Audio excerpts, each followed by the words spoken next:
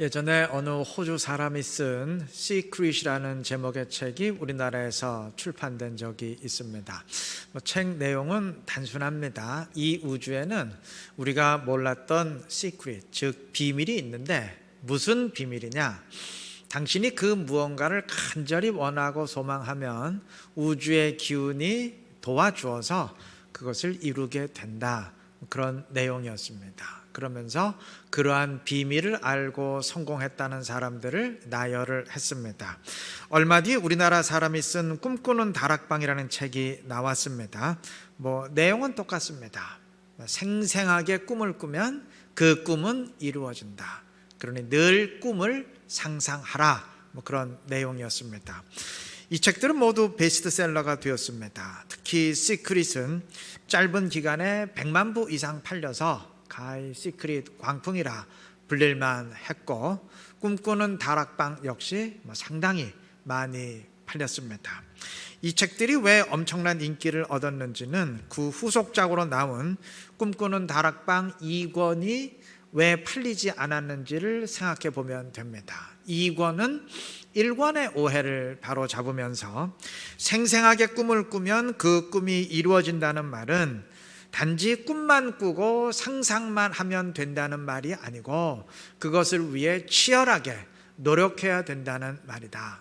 노력 없이 단지 상상만으로 성공한 사람은 없다 강조했는데 이 책은 별 인기가 없었습니다. 사람들은 생생하게 꿈꾸면 된다, 간절히 원하면 된다, 그런 말에는 열광했어도 꿈을 위해 치열하게 노력해야 된다는 말에는 시큰둥했습니다. 꿈을 꾸는 일은 마음으로 하는 일이지만 노력은 행동으로 하는 일이기 때문입니다. 마음으로야 무슨 일인들 다 할 수 있지만 그것을 행동으로 옮기는 것은 그건 전혀 차원이 다른 문제이기 때문입니다. 흔히 세상에서 제일 먼 거리가 머리에서 손과 발까지의 거리라고 하지 않습니까? 머리로 생각하는 것이야 세상에서 제일 쉽고 가까이 있는 일인데 그 생각을 손과 발로 실행하는 것은 제일 힘들고 멀리 있는 일이기 때문입니다. 물론 사람에겐 꿈이 있어야 됩니다. 영적으로도 꿈과 비전이 있어야 됩니다. 그래서 교회 이름 보면 이 꿈이 들어간 교회 이름이 상당히 많아요. 인터넷으로 꿈이 있는 교회, 꿈꾸는 교회 등등 검색해 보면 전국적으로 아주 수두룩하게 많습니다. 그런데 한번 생각해 보십시다. 꿈이 있어야 한다고 하는데 그럼 세상에 꿈 없는 사람 있습니까? 꿈 없는 회사, 꿈 없는 교회 있습니까? 없어요. 다들 말을 안 해서 그렇지 지금 자기 형편이 별별 없기 때문에 그러한 꿈을 말하면 아이고 꿈 깨세요, 주제 파악하세요, 핀잔 들을까 봐 말을 안 해서 그렇지 다들 꿈은 있어요. 세상에 꿈 없는 사람, 꿈 없는 교회, 꿈 없는 회사 없습니다. 그리고 꿈이 있는 민족은 망하지 않는다고 하는데 꿈 있는 민족도 얼마든지 망합니다. 꿈 있는 사람 얼마든지 망해요. 아무렴 꿈이 없어서 그것 때문에 망하겠어요? 다들 꿈은 있는데 그 꿈을 이루어낼 능력과 노력이 부족하니까 그래서 무너지는 거 아니겠습니까? 예를 들어 어떤 학생이 나는 전국 1등을 할 거다라고 하면서 전국 1등의 모습을 아무리 생생히 상상하고 꿈꾼다 한들 그 성적 오르겠습니까? 그렇게 상상만 하고 있으면 그 학생 전국 1등 할 것 같아요? 아니면 전국 꼴찌 할 것 같아요? 꼴찌 하겠죠. 오직 그 꿈을 위해서 치열하게 공부하고 노력하는 만큼만 성적이 오르지 않겠어요? 그러니까 결국 얼마나 생생하게 꿈을 꾸느냐 그것이 관건이 아니고 얼마나 움직이고 노력하느냐 그것이 핵심입니다. 꿈이 가치를 지닌다면 그 꿈으로 인해서 내가 움직이게 되기에 그 꿈이 나를 노력하기에 만들기에 가치를 지니는 거 아니겠어요?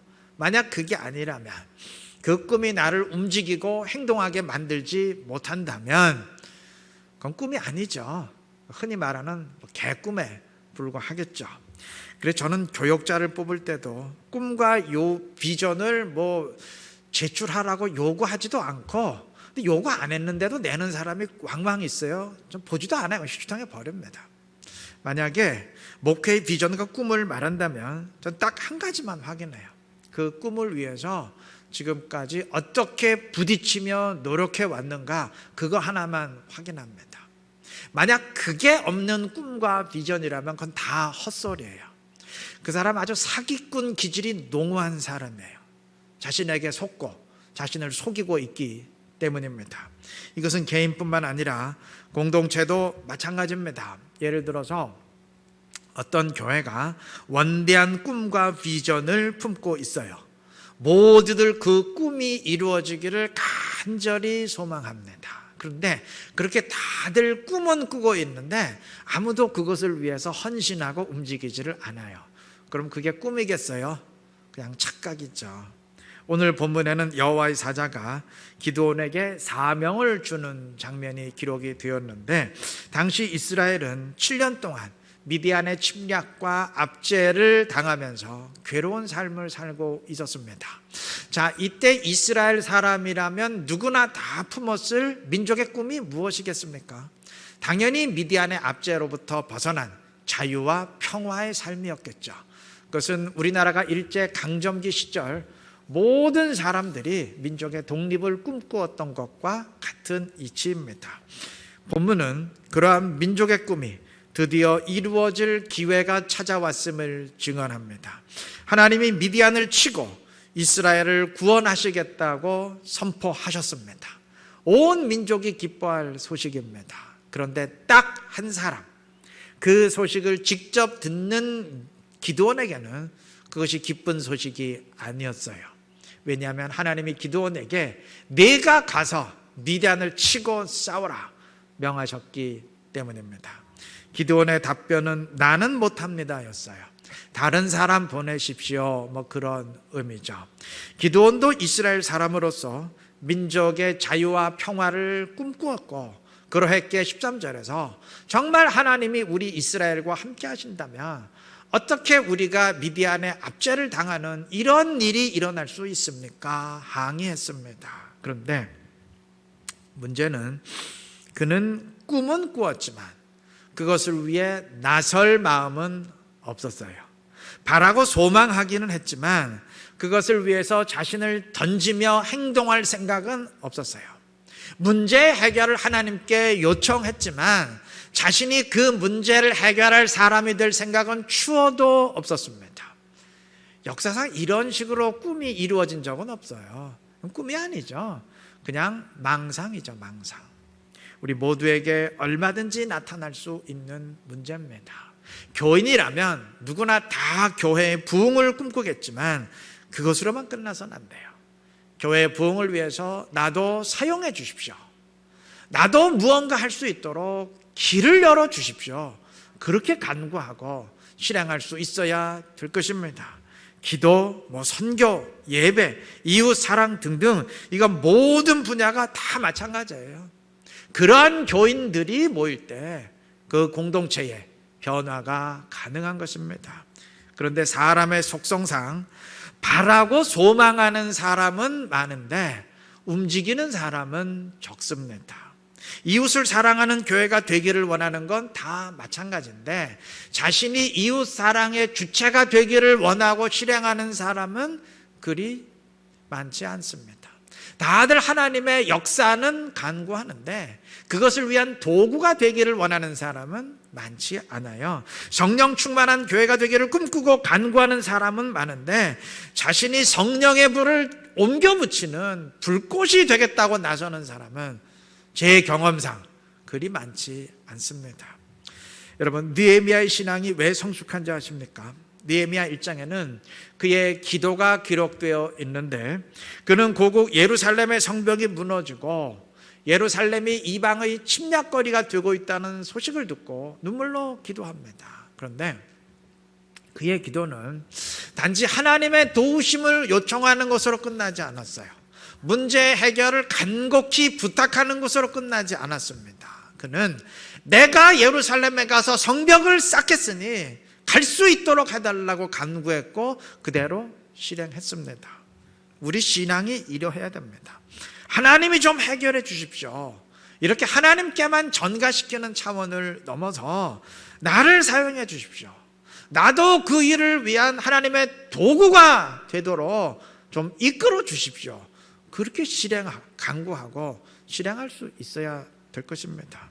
기도하는 교회를 꿈꾸며 간구한다면 그것을 위해서 정말 자신도 기도의 일꾼이 되고, 선교를 위해서 기도한다면 나는 어떤 방식으로 선교에 참여할 수 있을까 생각하고, 기도의 후원과 물질의 후원을 통해서 또는 다른 방식을 통해서 어떠한 형태로건 같이 참여하고, 여하튼 무엇을 소망하며 간구하건 나도 그것을 위해서 헌신하는 사람이 되게 해달라고 간구하고 실행할 수 있어야 될 것입니다. 간구만 하고 꿈만 꾸는 것이 아니고 그것을 위해서 헌신하고 움직일 수 있어야 된다는 말입니다. 그래야 그것이 신앙입니다. 만약 그게 아니라면, 전혀 그 일을 위해 움직이고 행동할 생각이 없다면 아무리 원대하고 거룩한 꿈을 꾸고 간구한다고 한들 그게 그냥 울리는 꽹과리지 무슨 신앙이 되겠습니까? 하나님이 원하시는 것은 부질없는 꽹과리 소리가 아닙니다. 하나님, 누군가를 좀 보내셔야 될 것 아닙니까 하는 이 공허한 외침도 아니에요. 내가 여기 있나이다, 나를 보내소서 하는 헌신의 소리입니다. 내가 죽어서 하나의 미랄이 되겠으니 나를 사용하시고 열매 맺어 주십시오 라는 결단의 소리입니다. 그것이 주님이 원하시는 소리입니다. 오늘날은 꿈이 없어 공허한 시대가 아니고 외침이 없어서 허탈한 시대가 아니에요. 꿈은 너무 많아서 몽롱하고 외침도 너무 많아서 시끄러운데 그것을 위한 헌신과 움직임이 없기에 심각한 문제인 시대입니다. 우리 스스로를 돌아보시기를 바랍니다. 나는 그저 울리는 꽹과리에 불과한가? 아니면 하나님의 도구가 되고 있는가? 나는 늘 꿈만 꾸고 있는가? 아니면 움직이고 있는가? 한번 점검해 보시기를 바랍니다. 기드온도 처음에는 꿈만 꾸었지 행동하려 하지는 않았어요. 자신을 분리시키며 하나님 이거 뭡니까? 외치기만 했지 자신이 그것을 위한 도구가 되고 실행하려고는 하지 않았어요. 그러나 나중엔 결단하고 하나님의 뜻을 이루는 도구가 되었습니다. 우리 모두 그렇게 되시기를 바랍니다. 헌신하고 움직이시기를 바랍니다. 그래서 결단과 헌신을 통해서 주님의 뜻을 직접 이루고 주님의 영광을 드러내며 주님을 더 기쁘게 할 수 있는 지혜롭고 신실한 우리 이루는 교회 모든 성도님들 되시기를 바랍니다. 기드온과 대화했던 여호와의 사자가 정확히 누구였는지는 우리가 알 수 없지만 8절에서 여호와께서 이스라엘 자손에게 한 선지자를 보내시니라고 한 것을 볼 때 그 사람이 이스라엘의 선지자였으면 100% 확실합니다. 자, 그런데 본문은 이 선지자와 기드온의 대화를 기록하면서 14절에서 이렇게 말합니다. 여호와께서 그를 향하여, 즉 기드온을 향하여 이르시되, 그 다음 16절 역시 여호와께서 그에게 이르시되.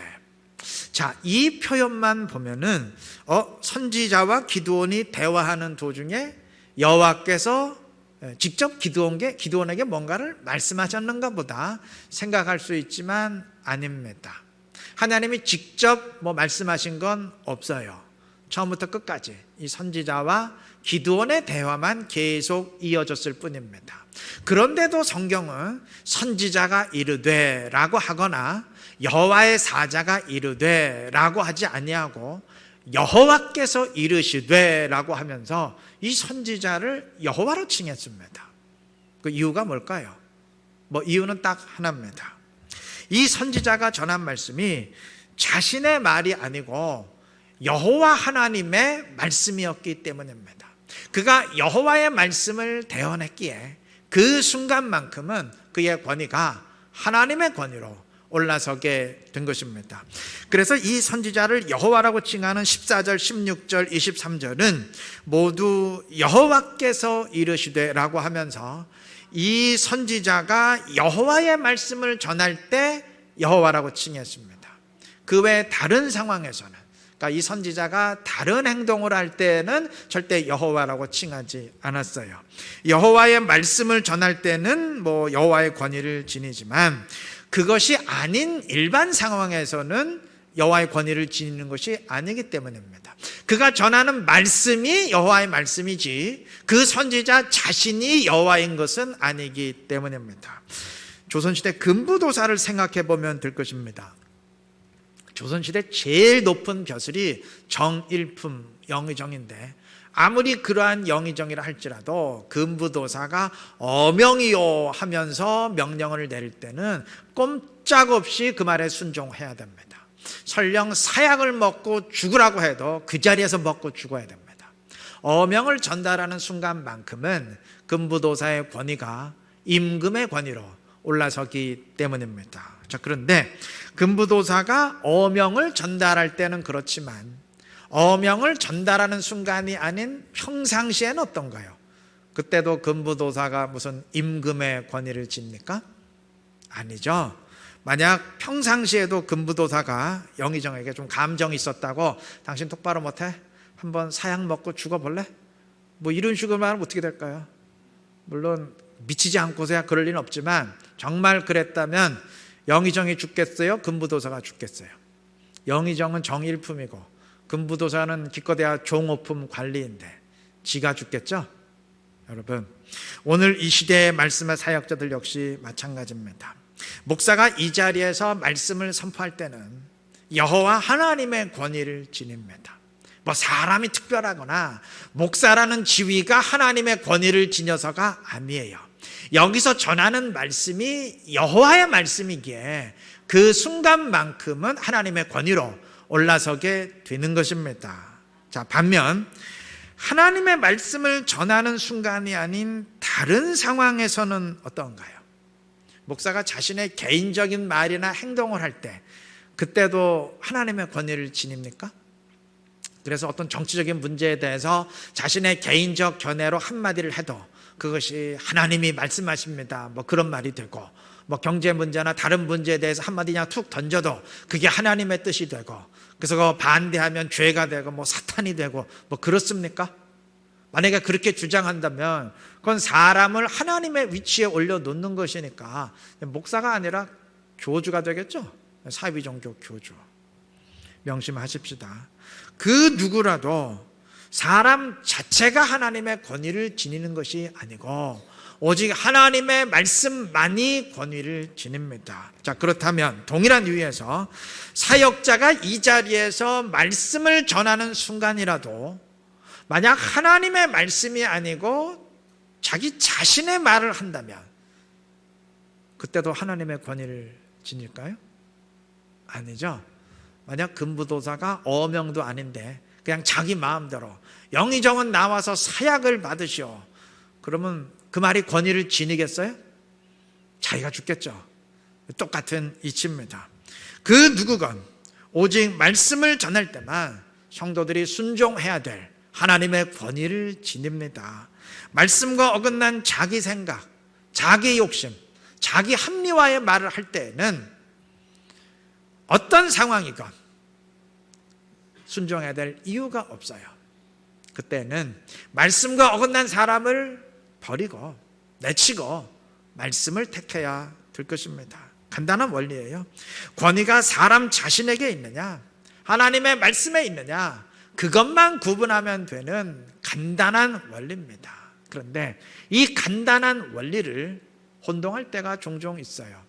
어떤 교회가 문제가 터져서 신문이나 방송에 나올 때 많은 경우 그것을 혼동한 결과입니다. 동일한 이유에서 아무리 보잘것없는 사람이라도 하나님의 말씀이 이러하지 않습니까 하면서 말씀을 정확히 지적한다면 그 말이 하나님의 권위를 지녀야 됩니다. 거듭 강조하지만 권위는 사람에게 있는 것이 아니고 하나님의 말씀에 있기 때문입니다. 정리하면 누구라도 하나님의 말씀을 전할 때는 그 말이 하나님의 권위를 지녀야 하고, 반대로 그 누구라도 하나님의 말씀이 아니고 그냥 자기 자신의 말을 할 때는 그 말이 그저 한 사람의 말에 불과해야 됩니다. 그래야 교회가 됩니다. 그래야 사람이 주인 되는 인간 단체가 아니라 하나님이 주인 되시고 하나님이 머리 되시는 교회를 이루게 됩니다. 우리가 교회를 이루어야 되지 않겠습니까? 앞으로 이 자리에서 선포되는 목사의 말이 저거는 목사가 자기 주관대로 하는 말이지 성경의 원리는 아니다.